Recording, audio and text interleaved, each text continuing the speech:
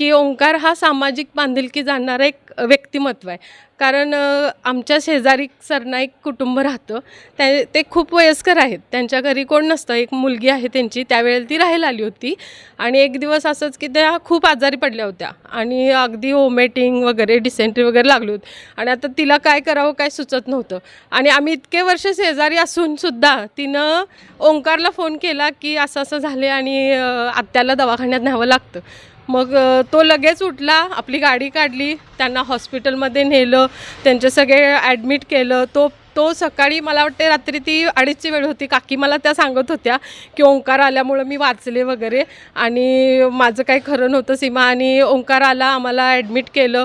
तो सकाळी पहाटे 4 ते 5 वाजेपर्यंत तो दवाखान्यातच होता आणि नंतरसुद्धा तो दुसऱ्या दिवशी त्यांची चौकशी करायला गेला, त्यांना डब्बा पोच करणे वगैरे, म्हणजे अगदी आपुलकी घरच्यासारखं त्यानं त्यांच्याशी रिलेशन ठेवून अगदी म्हणजे थोडक्यात 2 वर्षाचीच ओळखीमध्ये इतकं त्यानं छान काम केले की आम्हाला त्याचा अभिमान वाटतो की एवढ्या लहान वयातसुद्धा त्याच्यात सामंजस्यपणा आहे आणि त्यांची खूप त्यांना काका काकींना मदत झाली. अजूनसुद्धा तो त्यांची विचारपूस करून त्यांची मदत करतो.